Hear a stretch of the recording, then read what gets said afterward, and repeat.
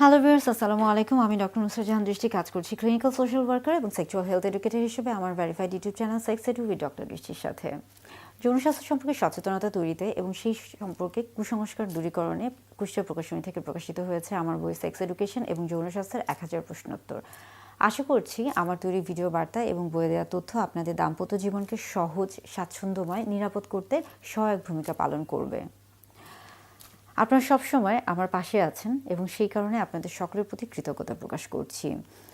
দাম্পত্য জীবনের সহবাসের ক্ষেত্রে পুরুষদের মাঝে অনেক সময় একটা বিষয় নিয়ে পুরুষরা অনেক বেশি বিচলিত থাকেন এবং সেই বিষয়টা হলো মূলত দ্বিতীয়বার সহবাসের ক্ষেত্রে কেন লিঙ্গ উত্থান হয় না বা কেন দেরি করে লিঙ্গ উত্থান হয়, কিংবা সেই সময় কেন বীর্যের পরিমাণ পাতলা হয়ে থাকে বা কম হয়ে থাকে। এই বিষয়টা নিয়ে অনেক পুরুষ বা বেশিরভাগ পুরুষই বিচলিত থাকেন এবং অনেক সময় তারা অনেক বেশি দুশ্চিন্তাগ্রস্ত হয়ে থাকেন। কিন্তু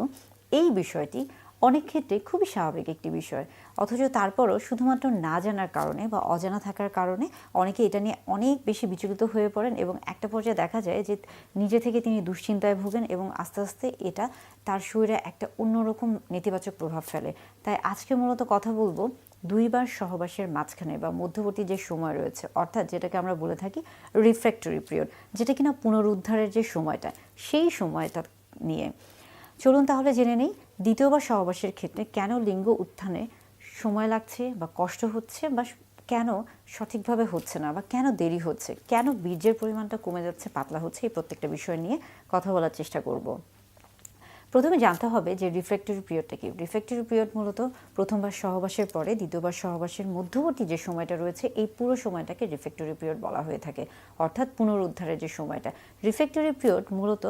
দেখা যায় যে গবেষণায় বলা হয়েছে এটা মূলত অনেকের ক্ষেত্রে বা বেশিরভাগ মানুষের ক্ষেত্রে বা পুরুষদের ক্ষেত্রে এটাকে আমরা বলে থাকি যে এটা যারা ইয়াং বা যাদের বয়স কম তাদের ক্ষেত্রে এই পিরিয়ডটা বা এই সময়টা কম হয়ে থাকে এবং বয়স বাড়ার সাথে সাথে এটা বাড়তে থাকে। অর্থাৎ যারা নবীন তাদের ক্ষেত্রে রিফ্র্যাক্টরি পিরিয়ডটা কম হয়ে থাকে এবং তাদের ক্ষেত্রে পরপর দুইবার সহবাসের মধ্যবর্তী যে সময়টা থাকে এটা অল্প হয়ে থাকে এবং সেই ক্ষেত্রে তাদের লিঙ্গ উত্থানের সমস্যাটা কম দেখা দেয়। কিন্তু যাদের বয়স বেশি বা প্রবীণ তাদের ক্ষেত্রে দেখা যায় রিফ্র্যাক্টরি পিরিয়ডটা লম্বা হয়ে থাকে এবং সেই ক্ষেত্রে তাদের লিঙ্গ উত্থানজনিত যে বিষয়টা রয়েছে, সেই ক্ষেত্রে